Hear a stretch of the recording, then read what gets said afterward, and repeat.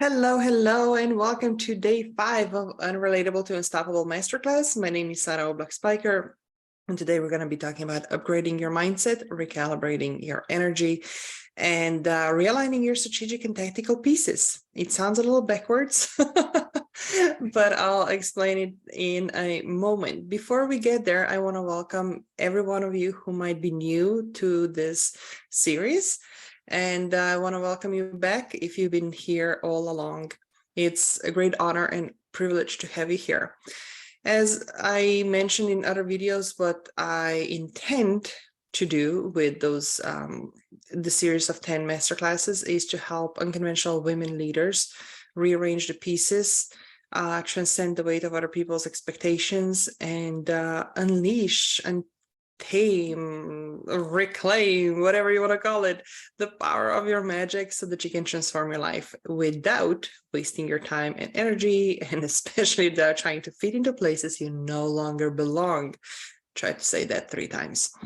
All right, so upgrading mindset, recalibrating energy, realigning strategic tactical pieces. What does that even mean?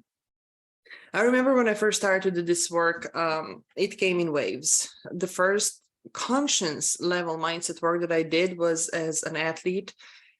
And even that was not on a club team or playing for any level of the national team in Slovenia. It was after I came to the States. One day, my coach just about had it with me. I was shy and reserved and, barely talked on the court. She stood me in the middle of the court. She urged the rest of the team to sprint. And she turned to me and she says, "You start talking or they keep sprinting."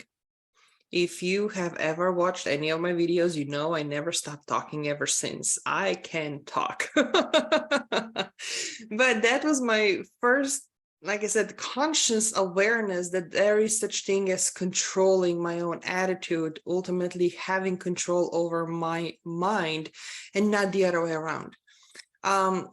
From there, as I evolved in business, as my businesses went through different iteration, as I evolved and completed identities of an athlete, emerged the identities of a wife and a mom and a business owner, going through burnout and depression and you name it, and it's been a fun ride.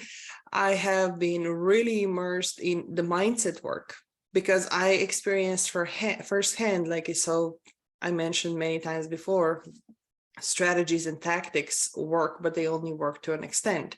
You can have all the right pieces, you can do all the right things. If your energy is not aligned, chances are it's not going to get you the desired results. But before you can even get to the energy itself, there's this piece called mindfulness and mindset in between.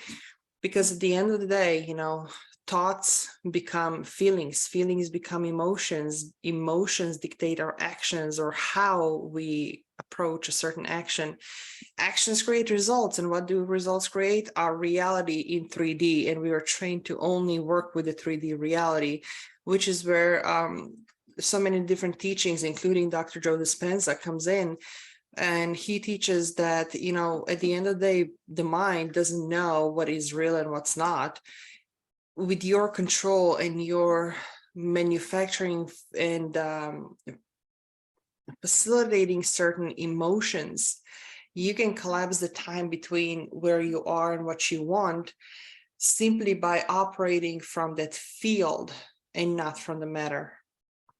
So how does that translate into a very practical day-to-day life of all of us who are just so busy?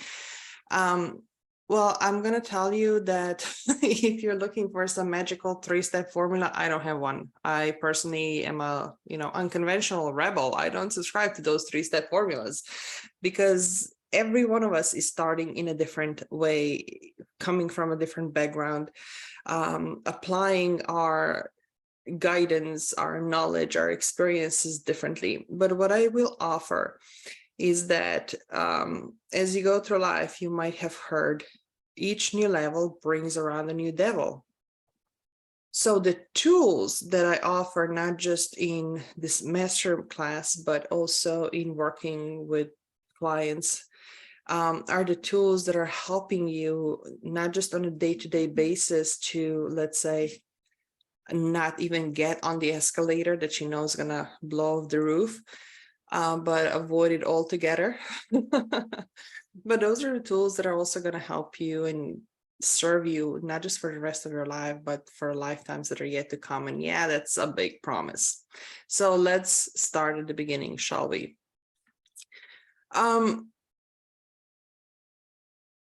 The technical and strategic pieces were something that was a first thing to be offered when a client came to me who felt really overwhelmed. And that would be probably a nice way to put it, overwhelmed. Running a very successful agency, running the household, taking care of the kids and the whole 9 yards. But when they came to me, they said, you know, I can't ever catch up. I feel like I'm always falling behind, chasing my own tail. And then when I asked, you know, okay, can you describe what do you mean? And can you show me and walk me through your typical day as a creative, you know, they shared and I can feel the knot in their throat. They were choking up as they were saying, like, you know, I've been journaling and I have all this scheduling and tracking apps, and I've been doing all these right things of segmenting my time and batching my time and setting the flow that, you know, for the first 2 hours in the day, I do this and then I do that and then I do this and I do that. It's like, and I'm miserable. It doesn't work. And God forbid every one of the kids gets sick. The whole thing goes through the window altogether. So as I was sitting there, you know, I was like, you know, you are a creative. And if I know one thing about us creatives is that we don't necessarily work in 2-hour batches. I know for myself, when I was suggested to schedule my days in form of sprints, 20-minute sprints, and just do 20 minutes one thing, 20 minutes another thing, 20 minutes another thing, and just go through the list, I was miserable. It's just not how I operate.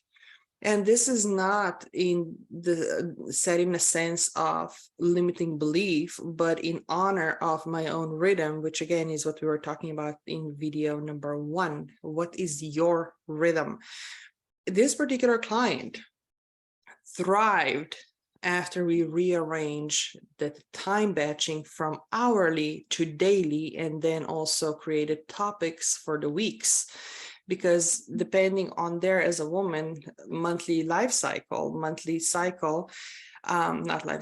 menstrual cycle, silly me, and lunar cycles, all of those different layers factored in, we created a flow that not only supported her, but still gave her the framework that even if a kid got sick and everything had to be put on hold or days had to be canceled, they knew exactly how to rearrange, where they have buffer built in, and how to approach, how to move things around, and how to pick up after that. And also how to get themselves centered, herself, I should say. I think we established that already. Centered in order to succeed, how to set her up for success. We did that.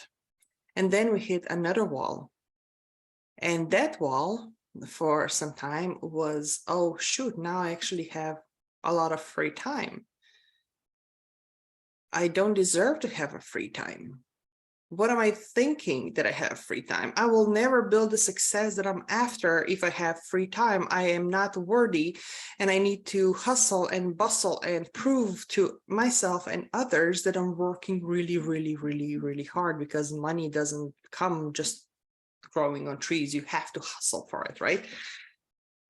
Old story, as old as the time. Not to get too poetic here with Celine Dion and Beauty and the Beast song. Now that's going to be stuck in my mind.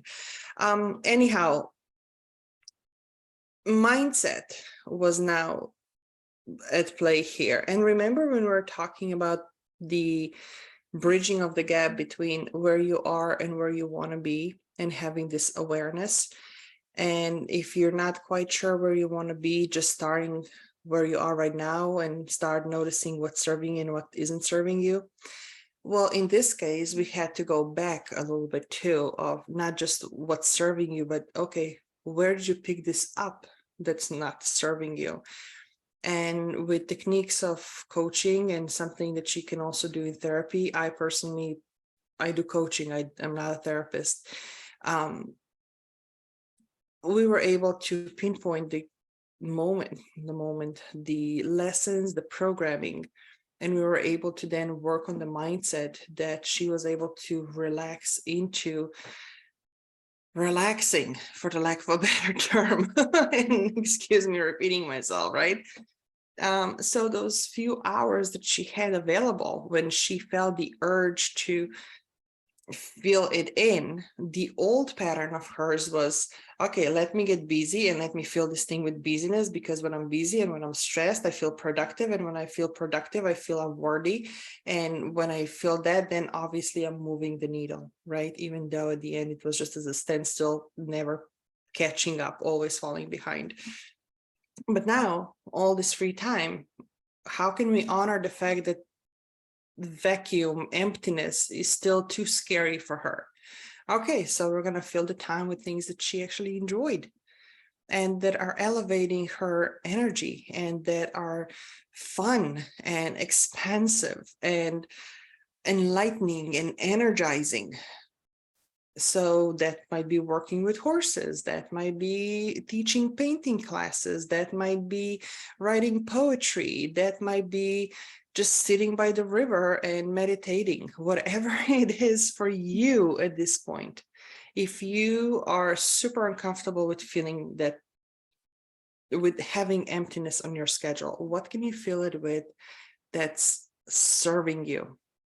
Okay, so that is, again, every single time we go a little bit further in adjusting the mindset, working on the energy, the tactical and strategic pieces are going to follow, right? And you're going to start seeing that all the things also that used to be really important and you held on to and they were the only way to go about it, some of them are just going to be irrelevant now. It's, again, an upward spiral. Every level brings something different.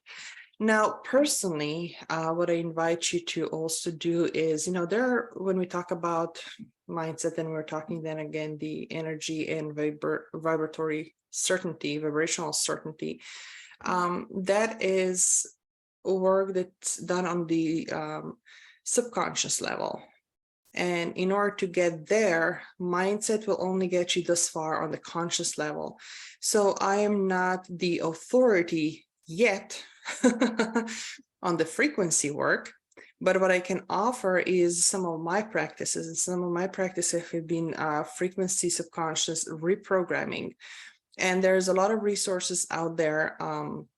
My personally favorite, is actually working with sound healing. And especially in the evening, I would turn it on as I'm falling asleep, and it works while I'm falling asleep for 2-3 hours, 4 hours max.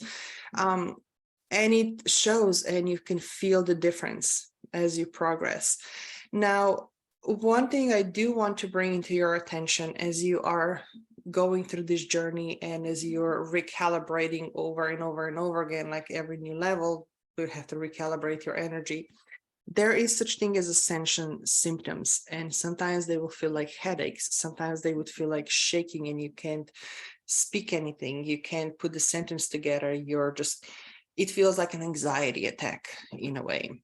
What is really important for you to do when you have the awareness is to ground yourself. Me personally, I speak and I talk my way through that.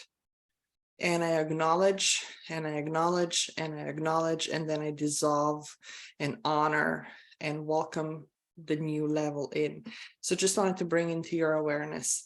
So this brings us to a close of day 5. If you have any questions, please let me know. And I look forward to speaking to you tomorrow, when we're going to be talking about showing up in life, at work, in home, and relationships in a whole new way. And if you have any questions until then, let me know. Take care.